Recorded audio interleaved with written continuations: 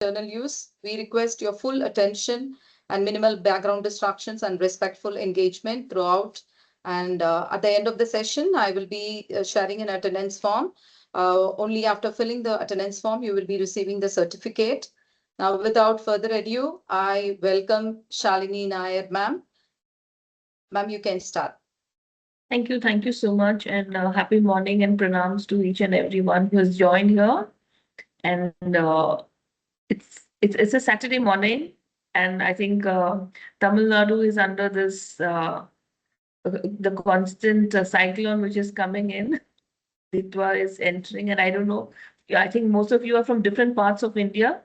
So I'm here in the southern part of India, and thank you so much for joining in. When you talk of the topic design thinking itself is keeps you thinking what is that new term which is come in the market, design thinking, right? So before I start, um, can I just understand what you think of design thinking? You can unmute and speak if they're allowed to, or you can Ma'am, they use the can use chat. the chat option. They Ah, can yeah, use the you can chat use the option, chat ma'am. option, yes. Before I share my screen, what do you think of? Why did you come to the session? I mean, what was the curiosity to attend? Apart from, yeah, you have to join the session.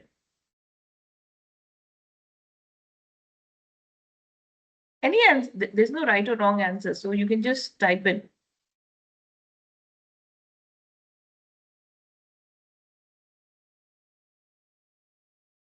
Oh, sometimes we are like students, right? We need some cognitive strategical procedures. Okay, that's interesting. Teachers, feel free to post your questions. Yeah, Ma'am yeah, is here absolutely. to really help us in understanding this topic better. So feel free. Flipping classroom. Yeah, understand user needs. Yeah. Some more, maybe you can. I think we are 15 of us here, excluding myself and Bharti. Yeah. I struggle with creativity because I tend to be very logical. It's very interesting, very personal, and the challenges that you observe. I'm so happy that you brought it forward. Innovation. Yeah.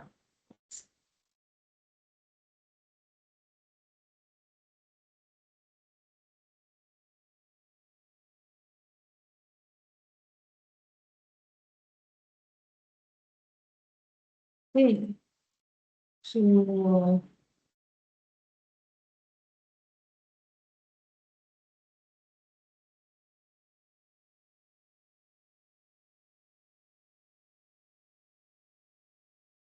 okay. So before I move on, can you see my screen? We'll come back to those answers, interesting answers that you put in the chat box, as and when I move the slides. So, Ma'am, your screen is visible, ma'am. okay. So, design thinking for educators, and there's a very small caption there, creativity in every classroom. So, very beautifully, like how a ma'am has put in, I just forgot the name that I saw. She has she finds she's very logical, so she finds to get creativity, difficulty in bringing creativity in the classroom. So we will discuss about that. So what does creativity mean to you? I'll quickly share the link where you can also put in the Mentimeter.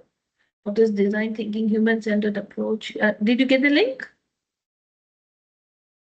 Okay. So let me take you to Mentimeter here.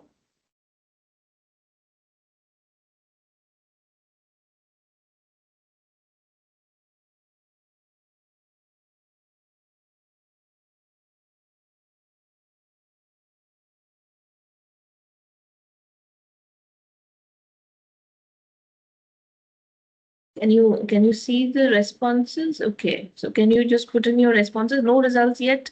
You need to log into Mentimeter, that link, and then you can quickly fill in your answers and responses. You can just log in with any ID. It's free. It takes you directly to the Menti page, ma'am. So I don't think they Okay. will require a login. It takes me Okay. to directly to that page. Fine then. For some apps, they require a login, so you can just type in whatever shares you can see it here. Okay, yeah. So there comes um, the answer: generating new ideas, innovation. Okay. Is the screen visible? Okay. We can have some more answers. What do you mean by creativity? What is creativity to you?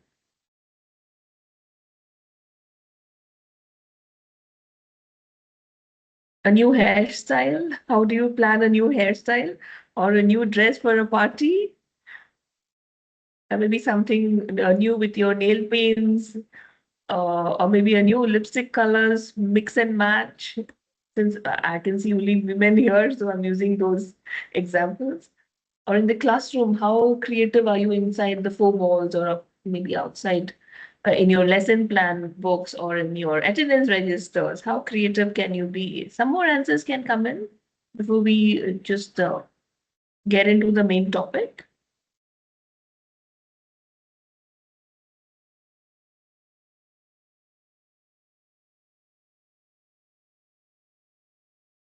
Are you able to log in? Are you finding some issues with logging into the Mentimeter? Ma'am, just a clarification. Does it accept only one entry, ma'am, per Yeah, person? it accepts only one entry, yes. Okay. So Okay. we have around 8 entries. I think you can see generating new ideas, innovation, think beyond, thinking out of the box, new things. Okay, perfect, perfect. So I'll come back to that and get into.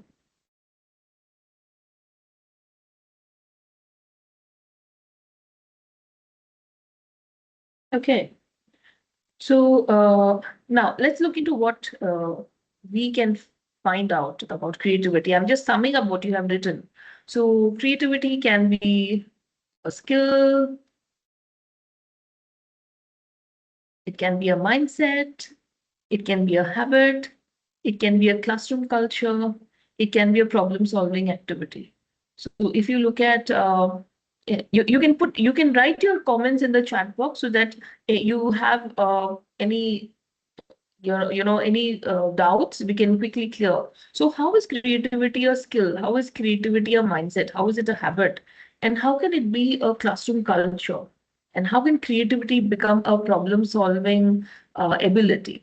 So when you look at creativity, the basic thing of creativity being a skill is how you bring a difference in your life. A very simple thing is like the first thing is your alarm that you wake up to, right? The moment you internalize your alarm, even just minutes before the alarm, you wake up, and how you bring skill into the creativity, you have different tones for your alarm. You don't want the same thing. So that's the skill that you have to bring creativity. And then a mindset. Yeah, okay, I can have, I need not have a normal alarm ringtone. I can have different ringtones. So that is again a mindset. And then it becomes a habit. And slowly it gets into a culture, your life, and then since we are all teachers and educators, it gets into your classroom. And this helps, helps you to solve problems in life. So what are we looking at in this whole session? You will understand the 5 stages of design thinking. Don't go by the term design thinking. It's nothing very elaborate or something which is very new. No rocket science. Is very simple. Just the term is different. And how empathy fuels better teaching, because it is very important, the word empathy. And creativity techniques for the classroom innovation, how you apply, because applying is very important in the class, and how you live with the practical tools, stories, and inspiration. So what is creativity? So creativity doesn't disappear, it just gets educated. I put it in bold, it gets educated out of them unless we intentionally protect it. Because design thinking has brought creativity back into the classroom, and how? Very systematically. So we are going to see how we can bring creativity into the classroom, and that too in a process. There is a process, and why we follow the process, because we want to see a beautiful output at the end of the class. So why do you think design thinking for educators? It helps children think beyond the textbook. It builds problem solving and innovation skills. It encourages empathy based teaching. It enables joyful hands on learning as per the NAP. I'm connecting everything to NAP because at the end of the day, that's what our Bible is. That's a holy book. And it prepares the students for the future skills. If you look at the 10 years to come, and with the advance of AI in the market, I think we have a lot of what jobs are there. It's like a scare, what jobs would be there in the market in 10 years from now.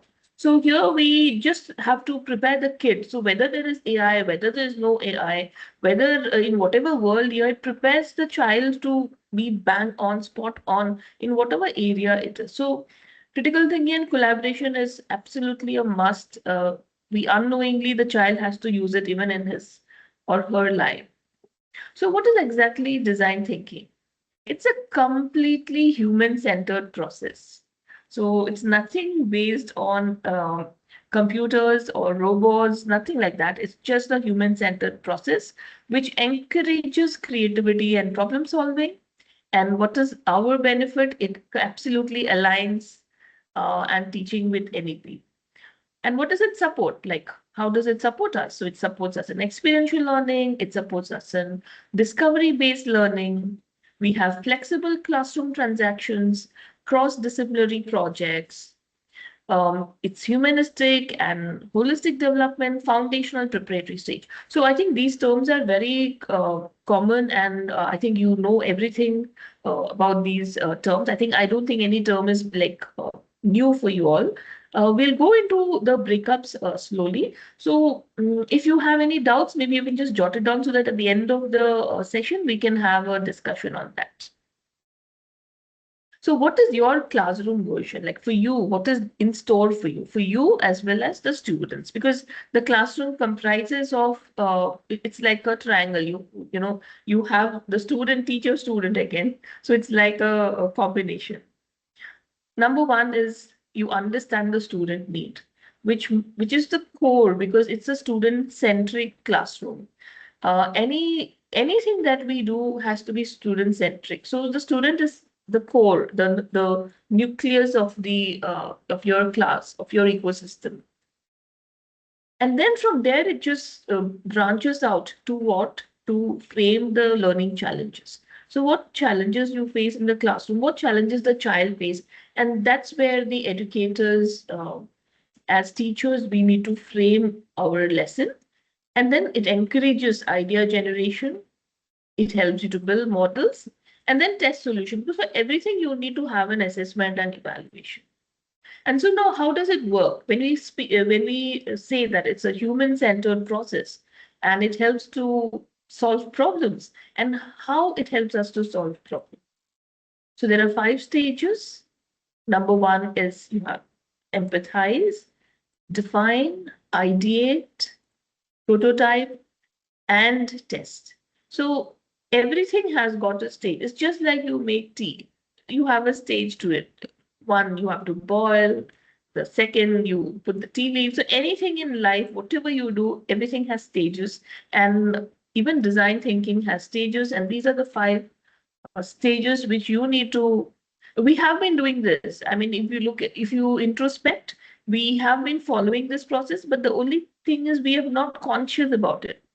We have to be conscious now because when we work on the design thinking, we work on the process, we work in different levels. So how do we get it consciously? So let's look at stage one. So empathize. What do you mean by empathize? Can we quickly put it on the chat box?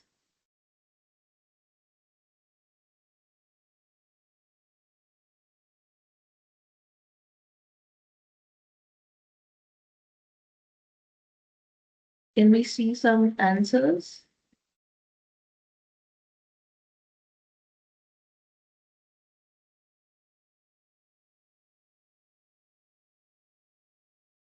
thinking beyond integration out of the box, putting yourself in others' place, yes, understanding one's need.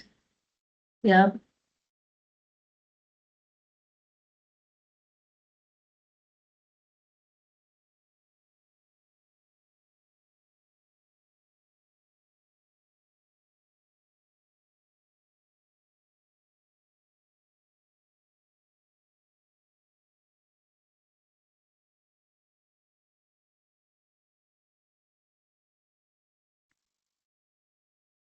So that's it. Bang on. You're spot on. I think you're very, just struck the right chord. Understanding the learner and how we do that. Number one is observation, student conversation, surveys, because empathy maps. Now, what are empathy maps? We connect the conversations, we connect the surveys, we connect the observations, and then we prepare a map which helps us to actually understand the child in the classroom. Persona creation. So how do we create, just like the portfolio or the profile that we have of the kid, the personality of the child, how we understand. And how is it connected to NEP? Because when we are in a learner-centered class, the teacher is just a facilitator.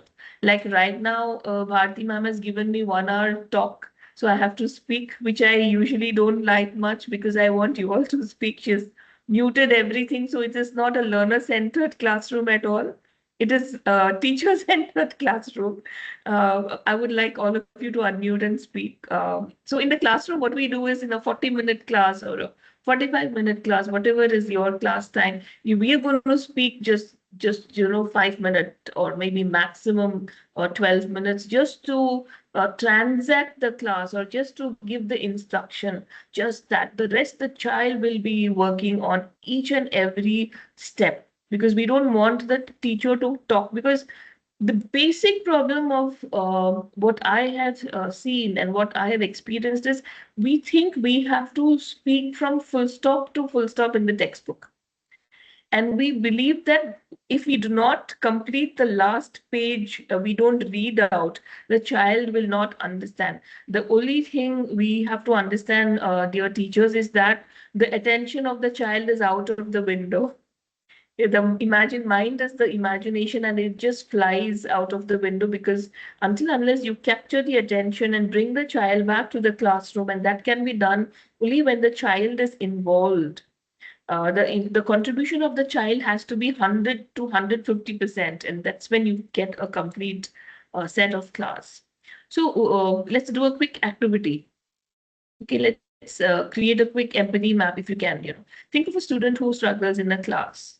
Yeah, you can note it down in your notepad or something, and then you can just see what are the different features uh, that the child portrays, or what are the things that you have a challenge with the student who is struggling in the class. You can put it down, and then we'll discuss about it. So how do we create the map? Number one, what do they feel? What do they say? What do they do? And what do they need? So this is how we create a quick empathy map on any problem that we face in the classroom with a kid. So this is questions. We have questions and we get the answers, and then we create a map, and that's how we approach the problem in the beginning. So you can keep this answers, so we discuss in the end. Now, the next stage is define. So how we define the problem. Shalini ma'am, Yes, sorry to interrupt. yes. As per your request, I have allowed the participants to unmute and speak, and it's going to Mhm. be a highly interactive session now. So Sure, thank you that's so why, much. yes, ma'am. Yes, ma'am. Thank you so much.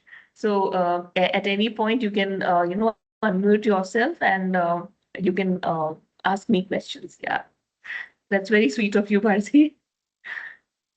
So how do we turn the insights into a clear classroom challenge? So as a teacher, what we are supposed to do, how I might help the slow learners, how I might making. Now here, it's not compulsory that it should be slow learners. We also have the average, the middle area, and also we have the toppers, the gifted and the prodigy. So at any point, it's always always a challenge to give that leverage to that, for the each level of kid to raise their bar. So how I might make, these are some examples that I got in, how I might make writing tasks more exciting. How might I reduce the classroom noise creatively? So these are the insights where you can convert that into your, clear classroom challenge. So this is the definition stage where you need to understand how we define the problem in the class. Now, how can we define the activity from the problem statement and from the empathy map? So now we can, this is the sample format. How might I, for whom, the kid, so that. Now, if we go to the, how might I help the slow learners feel confident in math? How might I make writing tasks more exciting? How might I reduce the classroom noise more creatively?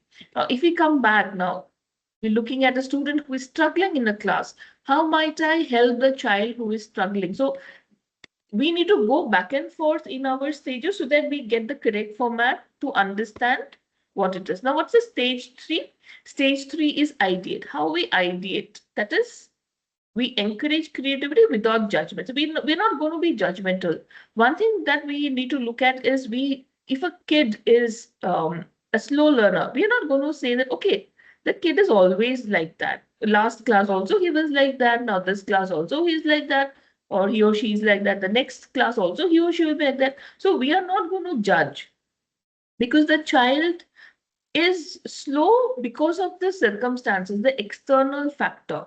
Even if we look at ourselves, if you trace back to 5 years during the COVID or the pandemic, we had difficulty in understanding the technology. Why did we find it difficult? Because we were not exposed to that. Today, why is it easy? Because we have now become a pro. Anything you want to do, it's on a fingertips. You want to write a leave letter to your principal, you are like, okay, chat GPT.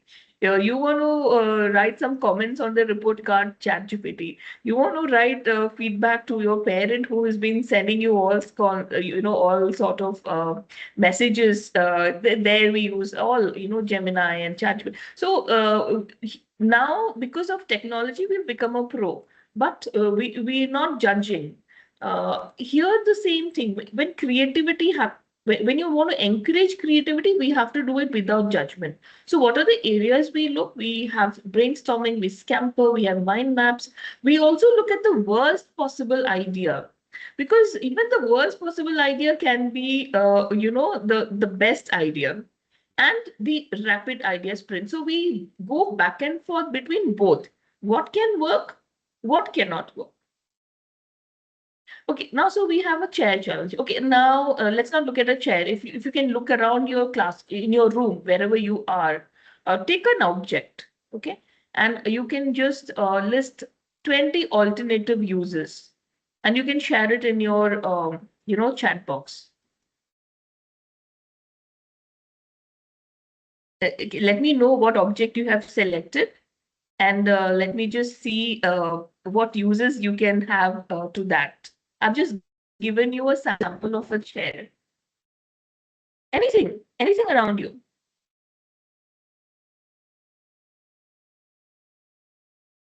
Okay, clapping over you. So you've taken chair. So okay, fine. So Kavita ma'am has taken chair. So now you just tell me what are the 20 uses you can have with that object around you. Now, if I have now I have a this is a mat. So what uses I can do 20 uses that I can think of this. Is it only like a table runner? Can I use it, or can I use it for something else also? A wall deco, yeah, okay, good. Support, yes. Why don't you take an object in your room, and maybe you can show what object you're holding.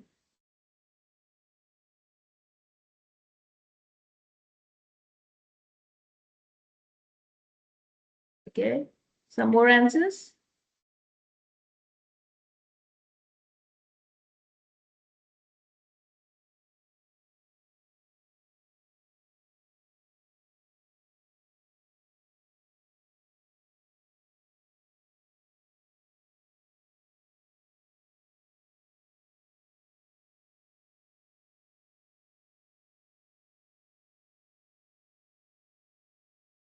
Some more answers can we get? Okay. I think you should do this activity with your kids. They will give you wonderful ideas with the objects that they have, and to make it more creative, ask them to, come up with the activities. They will come up with 101. You just give a pen and ask them to have alternative uses. With the pen, what all can you do? In fact, you can use it as a spoon also. For example, you want to take up, you want to take jam or Nutella, something from the book, and you don't have a spoon. You can use it. I think you use it in your staff room. Uh, you know, yeah. So that's how creativity works. So here in the classroom, how can we do that? So we reimagine homework. What is the basic thing that we do? Homework. Okay, my whatever I'm not able to do in the classroom, I give them home. It's just like how the parents send the tiffin box. The parents, the main idea is, okay, the child doesn't eat this at home, I'm going to send it to school so that the teacher helps the kid to eat. Here, okay, that we don't finish it at in the school, so we're pushing it at home. Let the child sit and do. And can you imagine how boring it is for the kid to sit and write and write and write, look at Google. The teachers look at Google for a project, and the child looks at Google for answers. So the whole thing circles between Google to Google. So it's very interesting to know how one question can lead from Google and answer is also in Google. So that's a funny part. That's the irony of the education sector right now. But how can we bring the change? How can homework be enjoyable, relevant, meaningful, and personalized? And there is a very beautiful manual by the CBSE, Alternatives to Homework. You need to just log into the CBSE website and download that manual. And it is very beautifully drafted for each and every class. Each subject, chapter wise, they have given, the alternatives to homework. I think you have to definitely read the manual and take it across your classrooms. So how does it now, how the ideation works along with NEP? Because it will help you to support a very flexible curriculum.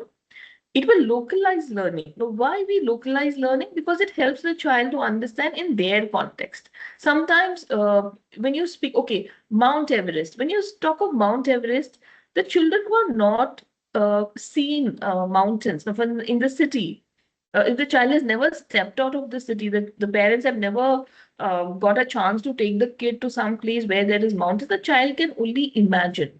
So we need to convert that to something which is localized, or the experience of the child in and around, so that the child understands the concept, or maybe have a audio visual round, or with some pictures. So somewhere where the child experience climbing, or when you talk of mountain, what is that you need to look at? And the concept-based teaching, multidisciplinary approach, how this can be applicable to different areas, and play-based and art integrated learning. Why are we looking at art? Why are we looking at play-based? Because kids learn, they love learning, they love dancing, they love music, and they love playing. In fact, even for us, if a day comes like, okay, you come to school, now suppose only teachers are called to school, and your principal says today you're only going to play, you're only going to do dancing and music, we're going to have fun. You'd be so happy, right? So, because that's what the happiness brings about. When they say, okay, today is no work, but you're going to do something based on dance, music, and art, we're happy. But here, it's like we're going to bring the fun aspect, and we're going to bring the concept connecting to these things. So, of course, there is work. Of course, we have to plan. Of course, we have to ideate, and it connects to these the art, music, ICT, technology, everything where the child is interested. So you're spiking the interest in the kid with some different areas. Because this very beautiful quote which I wanted to share with all of you, because kids don't remember lessons, they just remember experiences, just like us. If you look beyond, just think about your classes or your school times. We don't remember lessons, we don't remember our textbooks, but we remember the experience that the teacher has given us. We remember some good moments in the classroom, outside the classroom, in the school ground, experiences. Every time we remember experiences. And that's what we always talk about. So what are the quick rapid fire ideas that I can give you when you plan for ideation? Because it has to be quick. So what are, think of 5 new ways to teach, like fraction, reading comprehension, communication skill, history. So you can pick one subject and you can think of 5 new ways to teach. I just gave some examples. You can think of any topic based on your subject and just think of 5 new ways how you can teach this, because this is how the ideation comes into picture. This is how you can plan. I know you all are doing a good job and you have, the best practices in your classroom, but sometimes it just maybe we don't do it on a regular basis. Okay, maybe today, this term, maybe I'll have something good. It doesn't happen every day, but this is what you need to do on a daily basis. Every lesson has to come up with a very beautiful activity and a very beautiful way to introduce. Because if suppose if I am a maths teacher and I'm teaching fraction, I've been teaching fraction for like the past 10 years.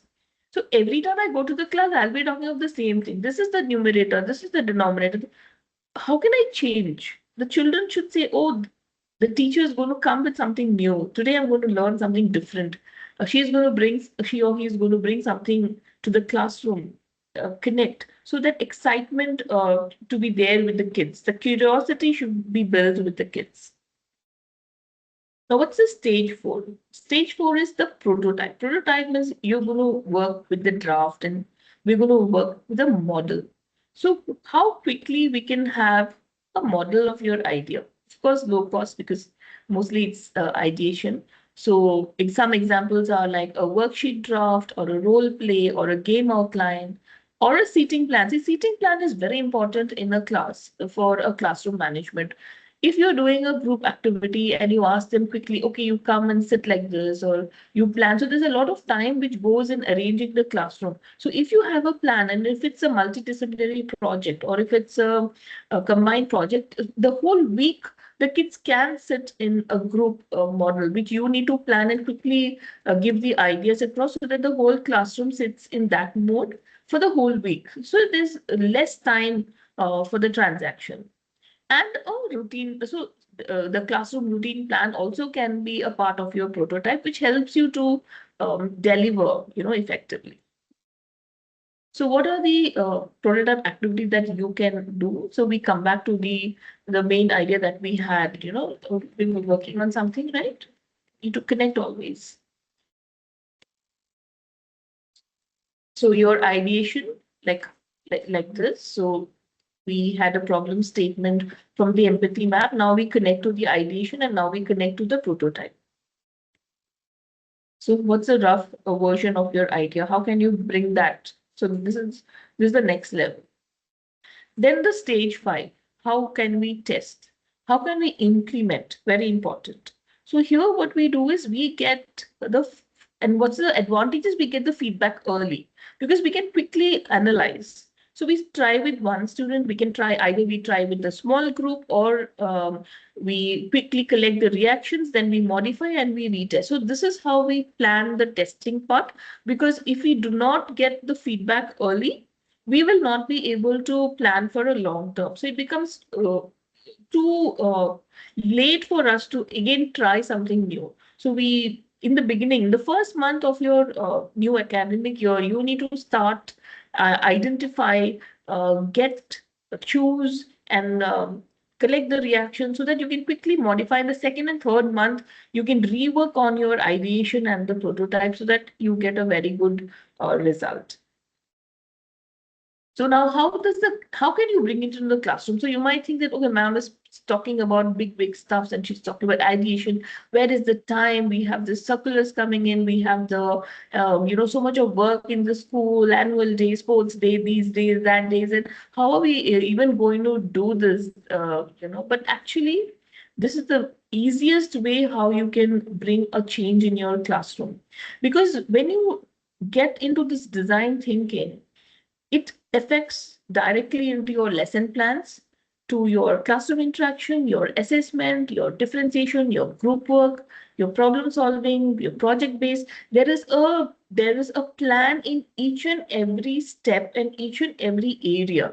So once that becomes a habit, you don't have to even wait. You don't have to spend time to think because it is automated. So you are automating your transaction. So when you automate your transaction, everything comes, supersonic fast. So I'll give you a small sample of a lesson plan since you must be, having it in your mind. How can I have a lesson plan with, design thinking inspired? So here, uh, when you empathize, students discuss this just one topic, which is like water conservation. So here they discuss water problem in their area. Then in the defined stage, how can we save water? How do you ideate? They brainstorm. How do you prototype? They create poster and tests you present to the school committee. This is a very simple thing. I think we are all doing these kind of activities. The only thing is we are not putting it in the different stages. So this is a very simple activity which I've taken because you can quickly relate to this activity. Now look at another example from math. So here, fractions. So how we empathize, because fractions are something which is very difficult in the initial stages. When you look at LCM and HCF and addition with fractions and all, they find it very confusing. So how we empathize, what frustrates the students, how do students get, they just walk away from math. So the defined part is how we make fractions fun. Here, how we ideate. Now, this is the basic part where you need to bring in the fun element. Food models, fraction pizzas, paper folding. You have you can take them to the math lab because certain concepts only when they feel, do, and understand, they will get the experience. Here, the prototype. Now, how they can apply it in their life or in their to understand fractions is they create their own fraction. This is just a sample. Okay, you can have different ideas. They create their own fraction game, and how they test, they play and give feedback. So when they create, they apply, they create a fraction game, they understand, they think, how can the game be played using fractions? How can we do this? And when they give it to others to play, they also get involved, and there's a whole lot of experience which is there back and forth. And this helps the child to never forget fractions. They never forget the different types. Maybe you can get into proper fractions, improper fractions, and whatever. The whole idea of fractions there. So how do you integrate design thinking into daily teaching? So we start with small problems, then you can use reflection journals, get peer feedbacks, turn the topics to challenges, and use how might we, because that's the best thing that you can do and understand. And of course, encourage student voice. So what are the tools that you can use in your teaching? So you have empathy maps, you can have brainstorming cards, problem solving maths, prototype templates. You can prepare your own templates. I mean, you don't need to even Google it. Though there are a lot of materials available, you prepare. Okay, I need this template for this class. This is what I am preparing. This rubric. Rubric is very important because you have to understand what am I trying to elicit from the class? What is my learning outcome and what's the objective? So that's very important. And reflection, it's a mandatory, area where you have to daily reflect on what went right, what went wrong, where do I need to improve, where do I need to change.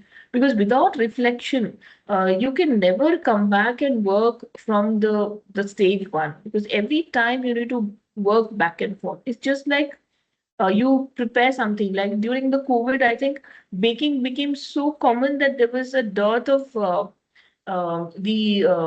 the blenders and the mixers. It was not available in the market. There was nothing in the online platform. Uh, and how did we start baking? The cake, how did it really be fluffy or not? I mean, those who have tried or in cooking, I'm just giving you a common example, cooking, because it's very easy to relate. The first time you've tried something, How did it come? And then today you become a pro because you've done it so many times. Now you've brought variants to it. You don't even have to think. You just put the masala. How the first time you put masala, you take a spoon and you see, measure, and you put it inside. And there's a lot of thought process. Now you just take the dabba and you just directly put it from the packet. You don't even have to think because you have internalized cooking. You have internalized measurement. So you can analyze. So that's quick, how you get into the kitchen. So that's how you need to get design thinking internalized in your system.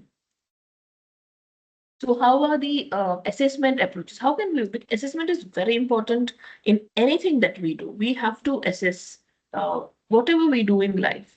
It's not only for school. Even in life, assessment is very important. Did it work well? Did it not work well?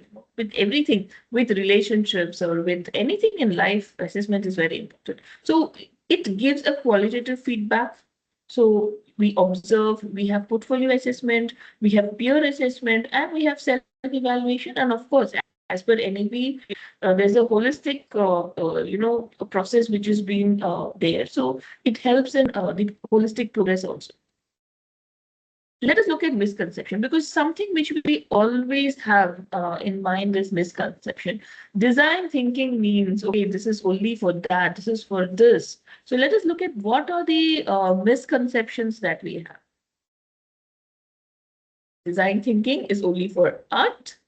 Design thinking needs material. It takes too much time. It's an extra activity. I think let's take it out of our system and let us dump it and put it in the recycle bin and delete forever. Because design thinking is just nothing. It's just a plan. It's just the organizational chart which helps us to improve the learning outcome. And it's just a mind shift. Because everything is in the mind. It's just the shift, because it helps us to simplify teaching. It helps us to simplify our work. If you look at the whole stages, it's just nothing. It's very simple. We've been doing it since the time we are into this teaching field. But the only challenge is we are not uh, taking time to get into the process. And what are the benefits for students? Creativity, collaboration, curiosity, confidence, communication, critical thinking. Why? Because these are the main area which requires to get into any field. Now, if you look at your experience, today you are a teacher, you might be a coordinator, you might be a vice principal, you are a principal, and what has brought you here to this position is not your mark sheets. How many of you have taken your mark sheets and how many interviews have they asked you for your marks? Today you are here and you are successful because of these skills that you have brought in. And the skills that you have started building, some of you might have started in school, but mostly it is on the platform or the journey that you have had after school. So it's sad that in India, when our culture talks of Vedas and universities, Takshashila and Nalanda, we have so much of rich culture heritage of education. We have come to a point where we have taken out creativity from the classroom, and that is why CBSE is brought out the NEP, the manual. It's so beautiful. You should spend time to read it. It's so beautifully drafted, where these skills are incorporated and you understand how education can be much more fulfilling. The next is problem solving. The most important thing is problem solving. Today, a kid or any of us, we are in a job, we are in the market only because we are able to problem solve. You can't problem solve, you're out. Everybody likes people to be a part of solution, not a part of a problem. So you need to always understand, how can I bring solution? How can I get solution? So solution finder is the one who is actually needed today. So how can we reflect? How can we understand? When we get into this design thinking mode, always ask students, what helped your learning today? What helped you? What confused you? And what would you like to change? These three questions, even for us, not even students, I think I would request each and every one of you to have this in your board, in the front of your diary or whatever your book is. What helped your teaching today? What confused you? What would you change? When I was teaching something in the class, did I find the children confused? Was I able to uh, make it more relevant to the children, or should I change something? So these three areas, it has to be a part of our life. It has to be like sip on your tea and coffee and drink whatever you're drinking. So these are the areas where you need to look at what helped, what confused, what I would like to change. Because today we are co-designing learning. It's very important. I need to write it and keep it and understand what is to co-design. It is not just I am going to do something because I am in the class and I am in charge of the class. No, today the kids are in charge of the class because you have to work together. It's not just I'm giving material, the children just read it, they rock learn, and they just put it. There's a whole lot of change in the question paper pattern. There is concept-based learning. There's a change. They've added assertion and reasoning. There's the change in the multiple choice question. There's the extrapolative. Everywhere there is a concept based change in the question paper setting also, and that can happen. There you can see the difference only if you allow the child to be a co-designer, allow the child to be a part of you in your process. So this is just like how you I'm just trying to help you how you can design think challenge. You can use this task in your class, in your school. When you go back and you have a department meeting, how can you help, or how can you start small? Like this is one example that I want to give. Choose a classroom problem and then try to redesign it. Just give you some examples which I normally see in school. So once you take a problem, what we do, how we empathize, we interview with other teachers, we understand what the challenge is, how we define, we write the problem, we may mention the problem, how we can get it done in the format that we showed earlier, and then generate ideas and choose one idea and plan a mini experiment, and then you predict the outcome and the improvements. So what's the output? It's like a classroom innovation plan. So it's you get a complete innovation plan and you can innovate. That's the design that you're building for your class and your school. Because one thing, dear teachers, AI will never replace teachers, but teachers who use design thinking, yeah, and AI will replace teachers who don't. So there is a scare. If you think that no, I am like 25 years experience, 20-year experience, I've been in the market, I know what to do, I know how the results are to be done. I'm sorry, this is not how it is going to be. If you do not get into the new pace, the new mode, the modern thinking, you will be replaced because it is not about competition. It's not about marks. It's not about that. It's because the learners deserve the best of humanity and technology that works together. Because today's world, it's humanity and technology. It's not just only technology, or it's not just being a good human being.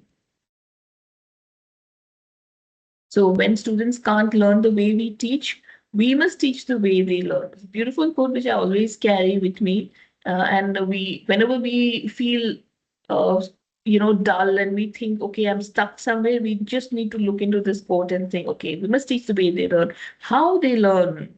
How do they learn? Then again, we go back to the first stage, the design thinking phase. So whenever we question ourselves, the answers are always in the questions, and the questions are always in the answers.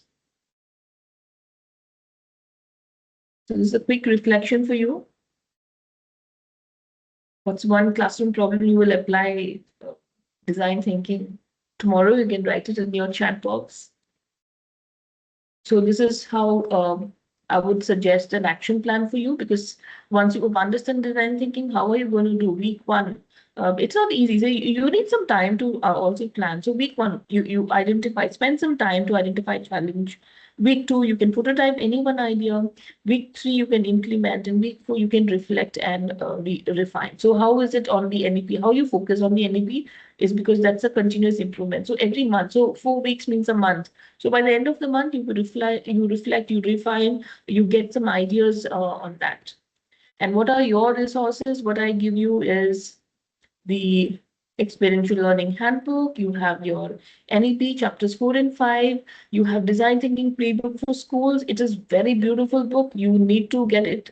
And you have a toolkit free in IDEO.org. You get a toolkit. You can just browse it. And any questions? Thank you. I hope it was I could reach out, Shalini ma'am, I have tried to identify the document that you were mentioning about the homework, alternative homeworks. So I Yes. hope that might help the participant here. So you can just go to that link to, understand more about alternate homeworks. Well, teachers, now the room is for you to ask your questions. You can unmute and ask your questions to Shalini ma'am. We have 5 more minutes. You can even type it in your chat box, participants.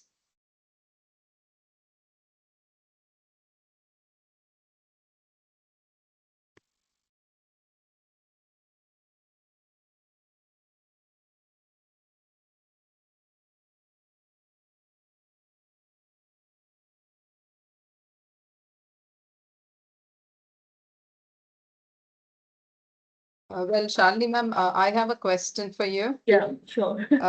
So like, that was a wonderful session. I'll come back to the thank you note later. But before that, many teachers, they feel that they don't have time to try all these new methods because of their, the workload that they have maintaining 30 odd children in the classroom. So, I mean, you have already given a very detailed account of how to implement design thinking.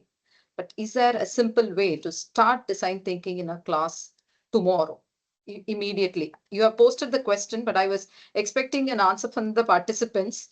So I will turn it to you again. So can you suggest if they have to start it tomorrow, just immediately? Your chair challenge was one thing. Definitely they can try it out. Design thinking, like I said, you don't have to start. It's already started. So you're doing it. The only thing is you just need to internalize it, be conscious about it. Because when you are in the classroom, when you want to do activity, we think that it's a work. It's not a job at all. Now, if I go to the class, the only thing I need to is spend some time with myself to understand how I pace time. So the planning is required only to get yourself into the time zone and the mindset. Like you said, we have a lot of work. We don't run behind time. Time is for us. Everyone has 24 hours. Elon Musk has 24 hours. We also have the 24 hours, and anybody on the street has got 24 hours. So it's just how you pace it, So when you enter the classroom, it's just like, okay, today, suppose any topic, you're a science teacher. So you're going today, I'm going to take up maybe chemical reactions to the class. How quickly can I get chemical reactions into the classroom? So the kind of activity that you introduce will just quickly give them an idea, okay, how you balance equation, how you get the equation, what are the right side, what's the left side, how you equate, how you get the number. So that one activity that you introduce to the classroom will complete your 10 pages in the textbook. The only problem that happens is the teachers want to read every line in the textbook, which is time consuming. Absolutely agree, ma'am. I would like to also add on one thing, ma'am. Like teachers need to observe a lot while they are traveling, while they are conversing with their peers and fellow teachers and around their environment, where there could be a spark to start with the design thinking, right? Where they can start with empathizing. So there should be a lot of Exactly. observation, not only from the student side, but also from the teacher's part. Exactly. Yes, ma'am. Because we, as teachers, we think that we have to complete the textbook. So, see, textbook is just a tool. Textbook is not that we have to start from the first letter of the chapter to the end, the textbook question. See, the mistake that we do is we want the child to write each and every question, notebook, textbook, then again your homework book. The child only writes. What happens in writing is only copywriting. See, a nursery kid, I've seen many schools, even in my school, I forbid that, they give write A, 1 page, 2 page. How boring is it for a 4-year-old kid to write A, slanting line, sleeping line? What is the purpose of that?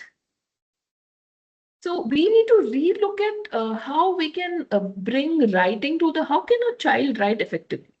See, at the end of the day, the child should have good handwriting. The child should identify the letter. Child should know what's the structure. So how quickly can we design a prospect? Of course, there are books. You need to have textbooks. You need to have notebooks. You need to have everything. But how quickly by giving such homeworks or giving such work to the kid, how is the child? How is it benefited the kid? How is that benefited us? I don't remember benefiting because I remember being exhausted after writing this letters in the paper, and then I give my mom and whoever is at home to complete the page. So that's what happens normally with kids. Which kid completes the writing? It's done by the parent. So how are you benefiting? The question that you need to ask: am I happy seeing the work of the output, or am I happy seeing the process? When you give a project, you only have to think, am I evaluating the parent or am I evaluating the kid? So when you give big projects, you should understand, the gorgeous and goody projects which comes from each parent. The parent sits late night and works on those projects, and they submit, and you give 10 out of 10 and 20 out of 20. For whom are you giving the marks, to the parent or the kid? So do something very simple in the class, hands-on, where the child can quickly do oh yeah, you've understood. That's it. We need to break the mindset. That's the basic thing that we need to do. Start simple, think big. Right, Yes, ma'am? exactly, Yes. exactly. Yeah. Teachers, I think it's time to wind up the session. And Ma'am Shalini, ma'am, is there anything that you want to share with the participants?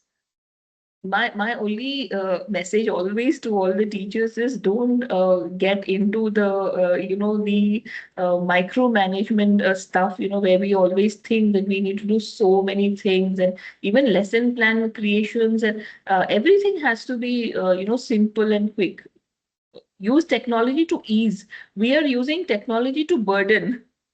So we need to, because that's a help that we get. So think quick, think smart, and that's the way ahead. We don't do hard work. The hard work is not. I'll tell you. I'll give you simple exercise. We have had technology, right, in our life. We don't have to. If you look at the women, like I think most of them are women here, or we have cars to help us to travel. We have all equipments in our kitchen to help us to simplify our work. Now, minimum 4 to 5 hours is being saved from in a person's life. Okay, from the past, 30, 40 years, with all the innovation that have come up. What are we doing with that 4 to 5 hours? Scrolling reel? I Oh, think if you could switch on the camera, participants, I do think we can see your expressions. So I would appreciate if you all can switch on your cameras, and we can take a snap as well with Shalini, ma'am. yeah. Yeah, please do so. Go ahead, participants. I think we have to see how we utilize the time that technology has given us. Because we think we don't have time, but when you look at it, we have a lot of time, because life has made, technology has made our life simple, easier. And if you look at our forefathers and parents, grandparents, I think the kind of hard labor they used to do, we are not doing it. So what are we doing with that time? So We are they, so blessed. We are so blessed, and we need to yes. utilize this. Yes. So I think that's Okay. what. All right. Thank you so much, Shalini ma'am, for Thank such you. a meaningful session. The way you unpacked design thinking and connected it to everyday classroom practice really gave us so much to reflect on, and we really deeply appreciate your clarity, your warmth, and all those practical tools you have shared with us within an hour. Thank you. Starting Thank you. from sample lesson plans, like, simple as making, a tea, to water conservation and fraction, and sharing about classroom transaction, what are the different tools that can be utilized by teachers, they emphasize on reflection and looking at design thinking in the perspective of assessment, and also, demystifying the idea of design thinking, uh, along with the sample days lesson plan. It was such an awesome experience for us, ma'am. I'm sure that teachers have a lot of take back from you today.